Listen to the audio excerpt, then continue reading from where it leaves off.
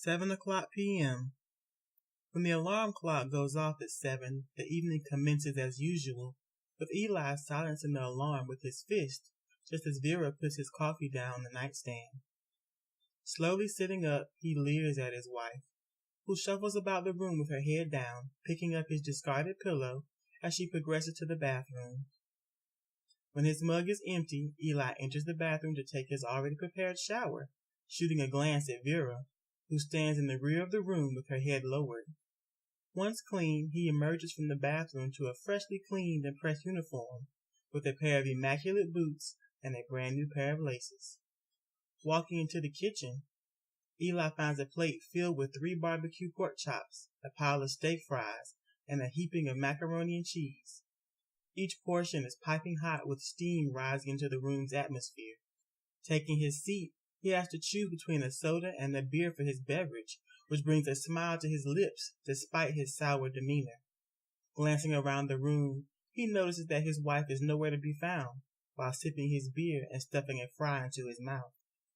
With the meal complete, he grabs his lunch bag and strolls to the door, where his wife is standing, holding his car keys and work identification badge. Looking at the top of her head, he takes his items and sucks his teeth. If you behave like this all the time, we wouldn't have problems. Remember that, Eli says coldly. I will, Vera says softly. After he leaves, Vera remains in the same spot until she can hear the car speed off down the street. Flipping her hair back, Vera stares at the closed front door with a smirk on her lips. Unfastening her housecoat, she strides naked through the living room and into the kitchen, where she retrieves several bottles of wine from the refrigerator. Next, she walks to a dark doorway in the back of the kitchen, which leads to the basement door. Opening it, she descends a dim staircase leading to the iron bar-clad bedroom that is once again lit by a multitude of candles. Meeting her halfway, the lummox smiles as he gently takes the wine from her. You look even more beautiful than you did last night, mistress. Is today the day? The lummox asks humbly. Is everything prepared? She asks. Yes, mistress. Come. Your bath has been drawn. You must be exquisite for this last night. 12:55 a.m. Eli walks to his locker and places his lunch bag inside while glancing around the locker room for Randy, but he is nowhere in sight. Hey, has anybody seen Randy? Eli asks to no one in particular. No, someone calls out. Didn't even call in. He's got one more night of that and that's it. Pussy must be better than it looked, Eli mumbles to himself. I'll find out soon. That's for damn sure. 4:30 a.m. Once again, Eli finds himself standing in line with several other men, waiting for the lummox to open the massive door. He glances around, hoping to catch a glimpse of Randy, but after just a few seconds, he gives up and continues to stare straight ahead along with everyone else. The temperature this early morning is low, and he can see his own breath dissipating before him, but he cannot feel a bit of the cold. His stomach is topsy-turvy with butterflies, and he is finding it increasingly more difficult to keep still. When the first bead of sweat runs down the side of his brow, the heavy iron door slowly opens and he can just barely see the dim candlelight within. As each man files into the open door, Eli nervously clenches his hand around the $100 bill that he has ready. When he reaches the lummox, he takes Eli's money and quietly whispers to him. Once inside, step to the right and wait for me to fetch you. Smiling despite his deep desire to look unaffected, Eli follows his given instructions and waits while all of the other unlucky spectators take their position in front of the iron bars. The candlelight can be seen, but the bed and the surrounding area is still concealed by the black curtain that ended the performance the night before. It looks strangely like a continuation of the previous evening's activities. Eli half expects for the curtain to lift and for Randy to still be lying in the same spot on the silken bed, with the mysterious seductress still planted on his cot. As the last man files past him, a heavy metallic thud thunders behind him, forcing his heart to quicken its pace. But when the weighty, hot hand of the lummox drops onto his shoulder, Eli visibly jumps several inches off of the floor. Gripping him strongly, the lummox pushes him forward until they come to their own black curtain. When the large-handed man releases him, he is deeply relieved, but still reluctant since he cannot see anything in front of him. Just then, the same soft music from the previous night begins to play, and Eli can suddenly hear the sound of 20 eager men all gasping at once. Welcome. I am glad that you are all here to join me once again. I am most appreciative of your patronage. I can hear that you all are a little stunned. We are starting off a little differently tonight. As usual, a request was made last night, and that is why I am here as I am. The requester is not among you, but waiting to join me. So, why not join me now? Suddenly, the heavy hand is back on Eli's shoulder, strongly pushing him through the black curtain. When he emerges, he can see that the entire room is lit like before, and all the spectators are in the same place. The only difference is that the mystery woman is lying on the silken bed, completely naked except for the mask over her eyes. Her wrists are chained to the headboard of the bed, and her legs are parted, with long satin purple sashes tied from her ankles to the bedposts. What is your name? Eli. You asserted yourself last night while making your request. I heard you above all others. I hoped that you would. Is this what you wanted, Eli? Fuck yes. Then come to me, she beckons. Come and fulfill your desires. Ignoring the envious groans of the spectators, Eli moves towards the bed while unfastening his belt. After unbuttoning and unzipping his pants, he pulls out his erection, gripping it strongly as he climbs up onto the bed. Once between her legs, he grips each of them behind the knees and spreads them fully while looking down at her well-groomed labia. Licking his lips, he grabs his cock, lowers down, and steadily enters her. With each progressive inch, the exhibitionist groans as if partaking in the most sinful dessert. Licking her gloss-coated lips, she slowly raised her hips to meet the pelvic advances of her temporary lover. Just before his erection vanishes inside her completely, he forcefully jams it into her cervix, getting an audible yelp and grimace from the seductress beneath him. Is that why you wanted me this way, Eli? To hurt me? She asked softly. I think you're too used to being in control. I'm going to give you some cock the way a bitch is supposed to take it. Without waiting for a response from his host, Eli begins to aggressively thrust into her, gaining a restrained grunt with each movement. She attempts to straighten her legs and twist away, but this only riles him, driving him to use even more force. With the tone of the atmosphere changing, the spectators continue to watch with their jaws agape. Even when the lummox offers each of them a glass of wine, they accept them mechanically and gulp them down, without taking a moment to glance at what they had consumed.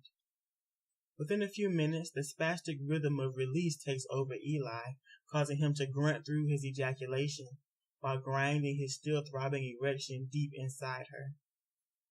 Looking down at her with an expression of satisfaction and contempt, Eli can see the remnants of tears at the bottom of her mask. Sneering, he firmly grips her around the neck with both hands and begins recklessly thrusting into her again. Grabbing his wrists, the mystery woman begins to gasp for air and violently kick her feet, when a sound resembling heavy sacks dropping all at once seems to rise up behind him.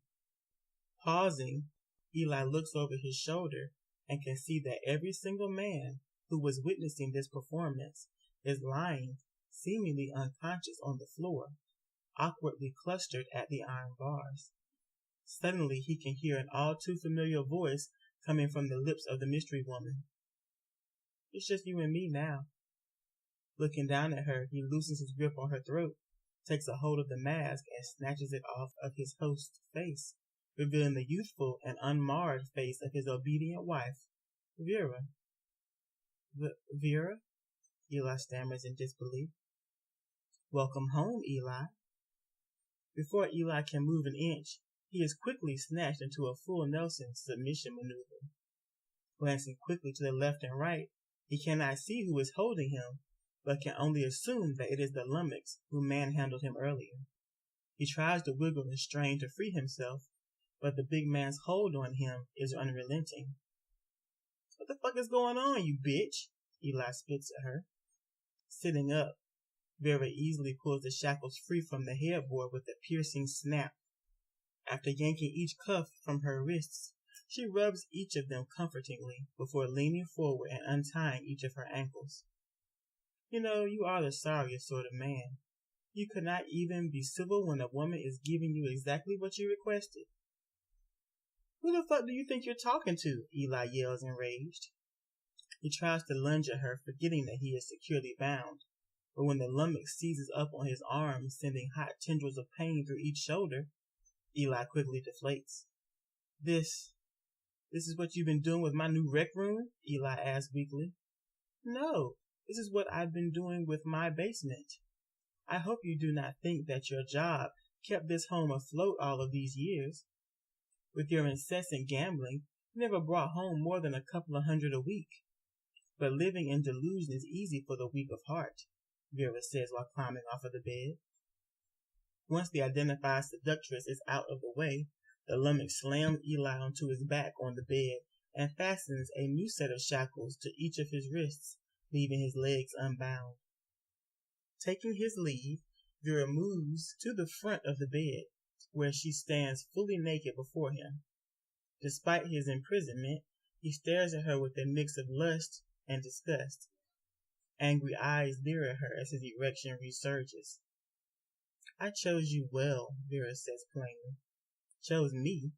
I saved you from being a lonely old bitch. You need me to take care of you, Eli boasts arrogantly. But you are so wrong. I could feel you coming before you ever laid eyes on me.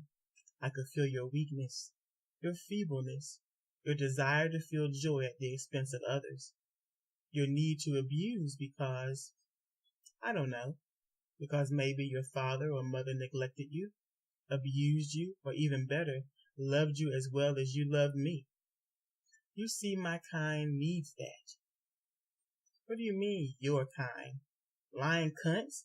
Is that the kind you mean? Eli asks. No, Eli, she answers with a sigh. Don't you like how I look? My soft, smooth, taut skin, this luscious, curvaceous body. I can see you still desire it. I must admit, I would not have this if not for you. When you met me, I was aged and a little tired. My reserves were nearly spent and I was looking for a new reservoir, and you were perfect. You see, Eli, I feed off of wretched souls full of negative emotions, and you are a perfect vessel for both. I have not found a reservoir as vast as you in nearly 2 centuries. Every time you hit me, every time you punished me for your shortcomings, or spoke ill toward me, it fueled me. It fed me.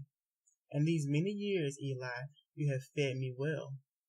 Lesser meals like Randy were good for a spiritual snack, but finally, Eli, you will be my main course. I have never enjoyed you completely, lest I would devour you too soon, and it would not last. But all these years of suffering under your boot, all of this accumulated needless wrath, will provide me with a youthful appearance far longer than any other lover that I ever had, and for that, I thank you.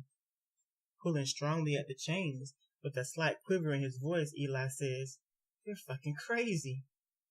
You want to believe that, but you are actually frightened. It's a trade-off. I suffer a few years of pain and indignity for decades of beauty and prosperity. What about them? He says, motioning toward the unconscious men by the bars. They don't have enough venom to be palatable. They were horny and lonely. I have just put them out of their misery. No more spectators. No need. You are the last, she finishes. With his eyes darting quickly around the room, searching for an escape, Vera mounts the foot of the bed and starts slowly climbing up Eli's body. Despite his fear, his erection does not diminish, and before he can twist his body to evade her, he can feel her internal warmth enshrouding him. You were never this good in bed, Eli groans. You didn't deserve it, but I was good enough for you to marry, and that's all I needed. Just relax, Eli. You're my husband. Let me please you one last time.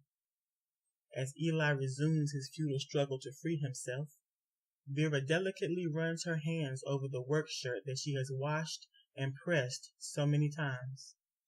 Almost lovingly, she gently runs her fingertip over each translucent button, just before grabbing it firmly and snatching it off. Within a minute, each button has been cast aside and the shirt falls open soundlessly, exposing Eli's bare chest, which is rising and falling rapidly. With his eyes darting from left to right, he sucks in his breath as Vera lays her hands lightly upon his chest. Expecting excruciating pain, Eli involuntarily flinches, but slowly calms when no attack ensues. Taking a deep breath of her own, she begins to slowly roll her hips backward, stroking his erection and gripping him firmly with her interior whenever their bodies meet. With the tension in his bound arms ebbing away, Vera softly begins to moan as a very palpable heat begins radiating from her and washing over him in waves. If you had been this good of a lay all these years, I could have been nicer to you, Eli confesses between breaths. No, you couldn't, Eli. You'll lie to yourself. You'll lie to me. But I can feel the truth. It's right under the surface. Almost immediately, Eli can feel a tightness seizing around his chest, stealing his breath from him. Eyes beginning to bulge, the tension returns to his entire body, defining each muscular cord. Vera, my heart, moving over him more vigorously, Vera answers, Yes, Eli, yes, your heart. That has always been your problem. Just the darkest part of you, and it's the part I'm going to take. With the organ in question becoming tachycardic, Eli pulls violently at the chain, using all of his energy to resist and scream in protest, but he is unable to find his voice. Placing both hands on either side of his face, she grips him painfully and rocks back and forth, riding him forcefully as his convulsion sends jolts of pleasure spreading through her pelvis. Leaning over him, she stares deep into his eyes and captures his taut and trembling lips in a kiss. The pleasure drawn from the softness of her lips supersedes the silky warmth he feels inside her, and despite his fear, he returns the kiss, just as the seed of regret begins to take root.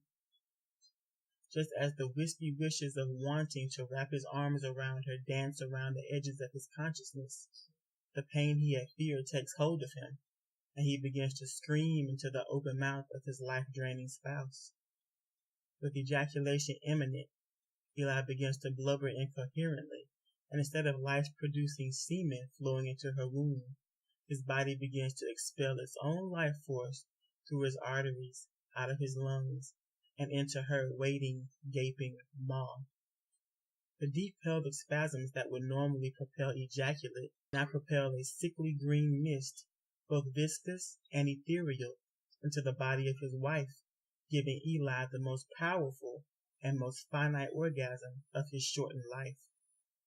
Even though his screams had ceased and his eyes were fixed and dilated, Eli's body continues to convulse because of Vera's fiercely working gluteus sucking every last sign of life from his withering body.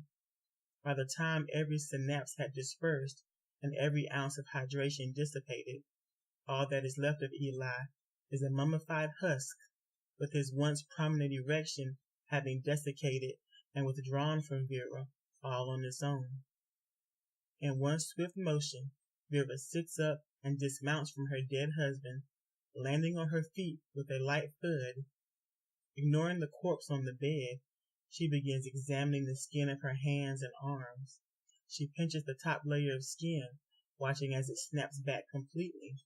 She presses the finger pads of her index finger and thumb together, smiling as the capillaries refill so quickly that it is nearly undetectable. Walking to a mirror, she looks closely at her naked body, front, side, and rear.